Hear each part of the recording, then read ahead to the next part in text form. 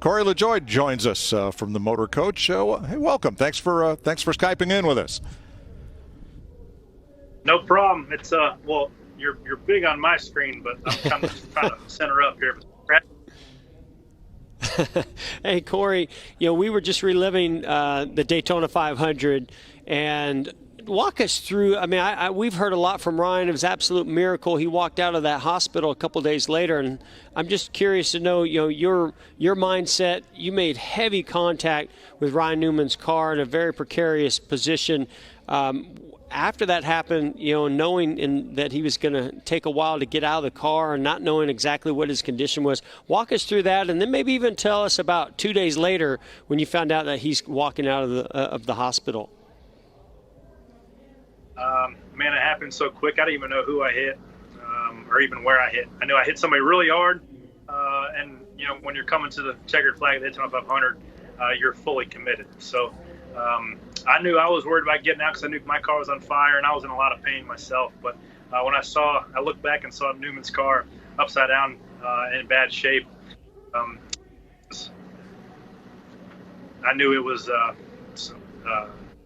tough. So 2 days later, when I saw him walk out with his two daughters, man, it was a blessing. It really was. It was a miracle that Ryan was okay. So just lucky. Ryan's very lucky. I'm lucky to do what I do and be able to be safe. Well, let's talk about your season. You're on the way there to a top 10 finish at Daytona, and I think the term that most commonly becomes applied to you and your season is punching above your weight. What you and that 32 team are doing with equipment that's a lot older than some teams and where you're racing in the field has certainly caught the eye of a lot of people. Yeah, it just goes to show these cars that Phil Fast put together. We had a really good run Wednesday at Martinsville. We've really had really good runs all year long. We finished top 10 in the 500. We were running really well at Bristol. But overall, I think we're a couple spots higher than we've ever been, myself and the team included. So that's really from a lot of help by partners like Storm Tight Windows like we have on today, Schluter Systems, Keen Parts, everybody who supports us has really made this thing go. Corey, you're very passionate about your driving and how hard you've worked to get where you are, and you want to get that opportunity to get behind the wheel of one of the top teams. We've seen you this week kind of going at it with Denny Hamlin on social media. Tell us about kind of where that battle started and some of the things that you've been involved in there with Denny Hamlin and where it all started maybe. I think it all kind of started with the iRacing stuff. He kind of threw a shot, and I backed it up, jumping on there and running well a couple times.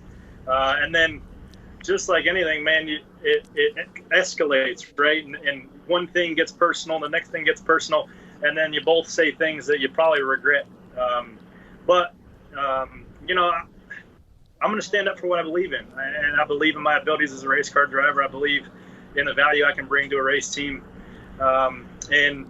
I feel like somebody with his amount of talent and the amount of wins he has, I felt like he was throwing a little bit of shade at me. So I had to stick up for myself, stick up for my team. So, I think that I think we're both man enough to move on. We both have bigger fish to fry, and we both have a lot at stake.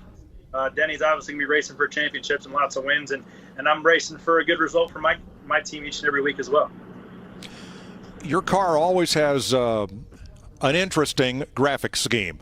1 week it's your face on the hood. 1 week it's your face with a COVID-19 mask on it. And today I understand you have a copper-colored helmet and the legend "Stacking Pennies" on it. Tell us what that means and about how involved you are in the design of the helmet and the car itself. Yes, my good buddy Greg at Off Axis Paint has been a buddy of mine for a long time and paints some really cool helmets. And our little mantra has been stacking pennies, right? Because we don't usually go out and stack dollars. We try to find the small victories and we stack on one at a time, right? Eventually, you have enough pennies, you can get something nice. So Greg and I were kicking around the idea of painting a cool penny-looking copper scheme, and he knocked it out of the park this week. So if anybody's looking for a helmet designer, off axis, it's your guy. But yeah, it's and nobody wanted the face car to be retired more than me. But I mentioned stuff lockdown started to Archie. I mentioned, it'd be really funny if we put a mask on the face car. And I learned I got to be more careful about what I say to my owner because. All right, we're going to break up with the signal. We want to thank you for joining us, Archie St. Hilaire, the car owner of the number 32 that Corey is talking about. Jeff, I've known 3 generations of LaJoys. Don, his son Randy, who was a Busch champion, and then Corey. They're all great drivers, and they're all hard-headed as coconuts. Hey, just keep stacking those pennies. Right. Thanks, Corey. Thanks, Corey. I'm not going to stop anytime soon. Okay. Corey LaJoy, driver of the number 32. The track is dry. We are on hold for lightning at Homestead Miami Speedway, and Corey put that beautiful helmet up on Twitter for everybody to see. That's good looking. Very sharp.